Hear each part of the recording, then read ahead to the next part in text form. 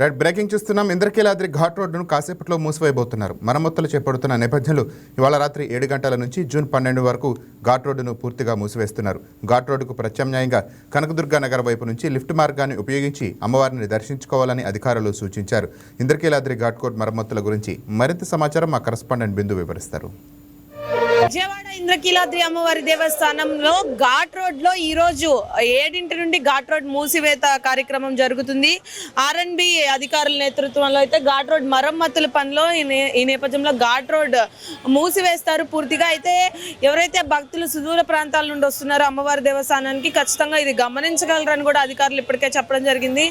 Ghat road మూసివేత నేపథ్యంలో ప్రజలందరూ కూడా ఎవరైతే ఘాట్ రోడ్ నుండి అమ్మవారి దేవస్థానానికి వెళ్తారో వారందరూ కూడా మహామండపం రోడ్ నుండి అమ్మవారి దేవస్థానానికి వెళ్ళే సదుపాయాన్ని కూడా కలిగించారు. అదేవిధంగా జూన్ 11వ తారీఖు వరకు ఇదే ఘాట్ రోడ్ మూసివేత కార్యక్రమం అయితే జరుగుతుంది. మరమ్మతుల నేపథ్యంలో ఘాట్ రోడ్ జూన్ 11వ తారీఖు వరకు క్లోజ్ చేయబోతున్నారు. ఆర్ఎన్బి అధికారుల నేతృత్వంలో అయితే ఘాట్ రోడ్ మూసివేస్తారని కూడా చెప్పడం జరిగింది. అయితే వెహికల్స్ ఏవైతే వస్తూ ఉంటాయో, అంటే ఇక్కడ మనం చూసుకున్నట్లయితే ఈ ఘాట్ రోడ్ నుండి పైకి వెళ్ళే వెహికల్స్ ఏవైతే ఉన్నాయో అవన్నీ కూడా మహామండపం నుండి తిరిగి మహామండపం నుండి వెళ్ళే సదుపాయాన్ని కూడా పెట్టారు. అదేవిధంగా వెహికల్స్ అనే కాకుండా ఎవరైతే ప్రజలు నడుచుకుంటూ కూడా ఘాట్ రోడ్ మీదగా వస్తారో వారందరికి సంబంధించి కూడా సదుపాయం పైకి అయితే పెట్టడం జరిగింది. ఇంకా బస్సెస్ కి సంబంధించి బస్సెస్ రోడ్డు మీద ఆగి కనకదుర్గ నగర్ నుండి వెళ్ళే సదుపాయాన్ని కనిపెట్టారు. ఎందుకంటే ముఖ్యంగా ఎవరైతే సుదూర ప్రాంతాల నుండి వస్తారో అమ్మవారి దేవస్థానానికి సంబంధించి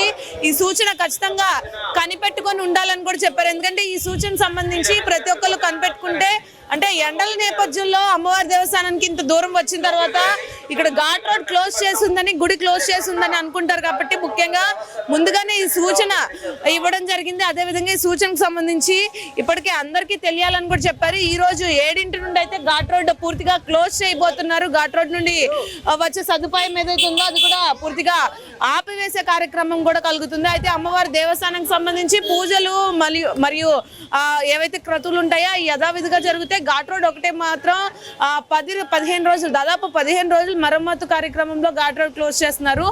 ఇంకా చూసుకుంటే సెకండ్ ఘాట్ రోడ్ రావాలన్న ఏదైతే ప్రణాళిక ఉందో అది కూడా రానున్న రోజుల్లో రాబోతుందని కూడా అధికారులు ఇప్పుడే వెల్లడించారు. సెకండ్ ఘాట్ రోడ్కి ఇప్పటికే ప్రభుత్వం నుంచి అన్ని ఏవైతే అధికారికంగా రావాల్సినవి అవన్నీ తీసుకోవడానికి ఇప్పటికే అలాగే ఈవో సీనా నాయక్ మరియు చైర్మన్ ప్రయత్నిస్తూ ఉంటున్నారు. వీలైనంత త్వరగా సెకండ్ ఘాట్ రోడ్ పనులు కూడా స్టార్ట్ చేస్తామని చెప్పారు. ప్రస్తుతానికి అయితే ఈ మరమ్మతుల పనులు అవ్వేదాకైతే ప్రజలు ఘాట్ రోడ్ క్లోజ్ చేసి ఉంటుందని కూడా గమనిస్తారని చెప్పేసి అధికారులు చెప్పారు.